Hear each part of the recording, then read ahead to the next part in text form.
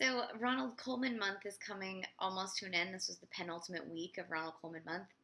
I love him so much. I had seen a handful of his films, but the bulk of what we showed I had not seen, and I have been watching them all.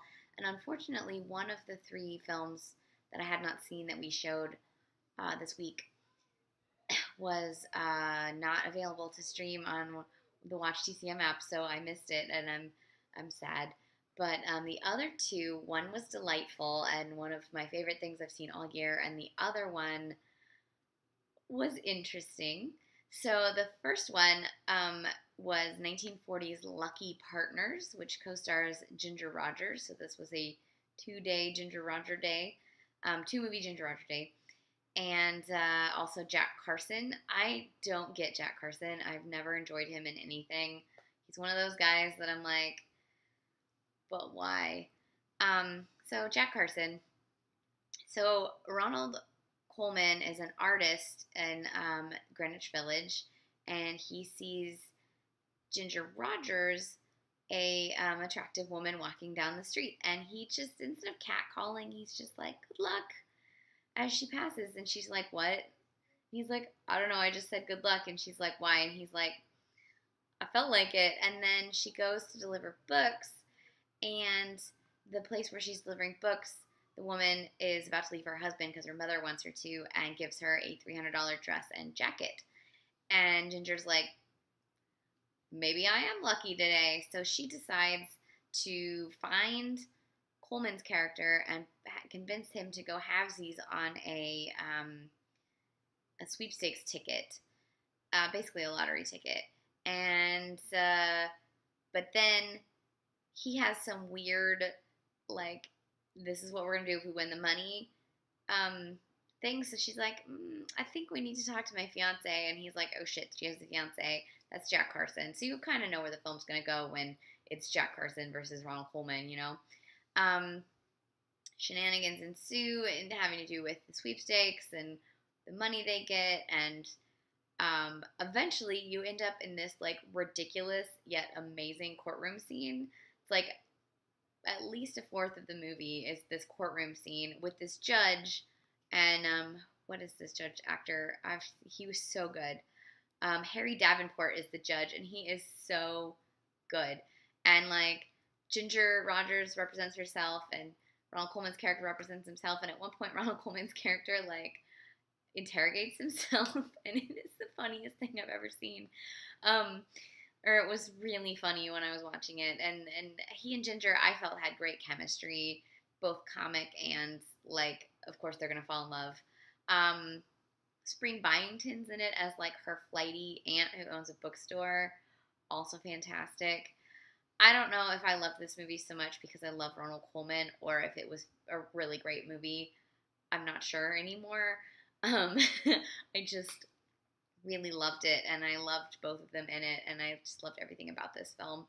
It kind of changes, like, it's like 5 movies in one movie, but I followed it. I was okay with it, and you can kind of see that it's like it had 1, 2, 3, 4, 5, 6 screenwriters, so you can kind of see why it's 5 movies in one, but I'm totally okay with that. And it was directed by Lewis Milestone. He's made several films that I love. So I would check this film out if I were you. It is enjoyable, especially if you're a Ronald Colman fan. Like, this is a great Ronald Colman film. He is so beautiful. Please enjoy this film. The other film is from 1944.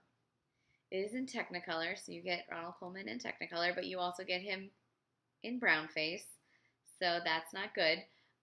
This is William Dieterle's Kismet. Not to be confused with Vincente Minnelli's Kismet from 1953. That is a musical, an adaptation of the Broadway musical. This is an adaptation of the play, of which the musical is based on the play. Yes. So, Kismet, basically, you have a man played by Ronald Colman. This is in Baghdad. So you're already kind of like, Everyone's white in this movie, except one extra who was African American. Ronald Colman is the king of the beggars. He at night pretends to be a prince of a far off region of Arabia, so he can hobnob. Eventually, he decides he needs to find a rich husband for his daughter. Meanwhile, his daughter falls in love with who she thinks is the gardener's son, but is actually the caliph of all of Arabia. And also, Ronald Colman's character, while pretending to be a prince, falls in love with the what is this character's name?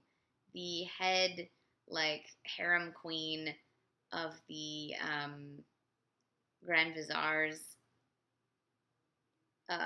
harem, played by Marlene Dietrich. Grand Vizier, of course, played by Edward Arnold, because when I think, the Middle East, I think Edward Arnold. So, Harry Davenport also in this film.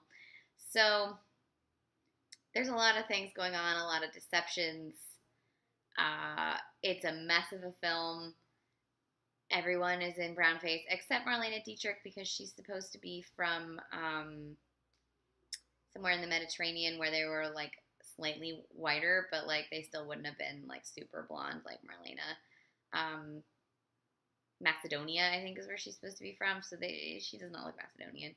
So Dietrich wears some code-bustin' costumes in this movie that are delightful, and probably, they hide her belly button, which was a big deal, All About Eve, not All About Eve, the Lady Eve, there's also a dress where it's really revealing, but her belly button's covered, so she's good.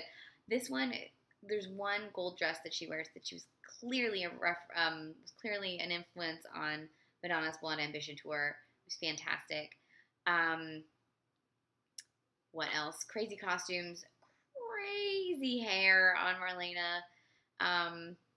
This was supposed to be one of two films Marlena was going to do with MGM. She only made the one. They actually painted her body gold at one point. It's kind of gross. Poor Marlena. I forgot there was one more thing I wanted to say about Lucky Partners. The end trial scene. So originally, he's hiding as an artist in Greenwich Village because he went to jail for doing obscene illustrations of classic fairy tales or something.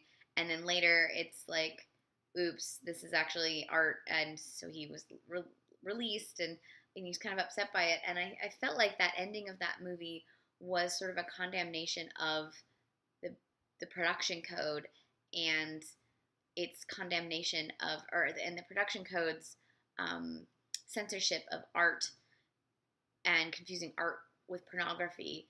And I thought that was really fascinating. So then when you have Kismet that's using the art of film costuming to be hey, we're going to push those boundaries back again, was kind of fun to see as a double feature. The production code was parts of the production code were terrible, and parts of it let people get really creative in both critiquing it and getting around it. And so that's always fascinating to watch these films from the 40s and 50s that sort of navigated those waters. I'm losing my voice. Clearly, I need to go to sleep. So these films, I'd say Lucky Partners, I loved. And if you love either Ginger Rogers or Ronald Colman, definitely watch that film. Kismet, if you're a big Marlene Dietrich fan, or if you love crazy costumes, I'd say go for it. But even as a Ronnie fan, it was kind of hard to watch. Although he does have silver fox gray hair at the end. That was good. So this was Kismet from 1944 and Lucky Partners from 1940. You can check them out on the Watch TCM app for a little bit longer, and I think they're both available from Warner Archive Collection on DVD. Kismet definitely is. Ronald Colman for life. That's all I gotta say. Next week is the last week. I don't know what I'm gonna do with myself when there's no more Ronald Colman movies. I'll cry. It's okay. We can get through this together. I promise.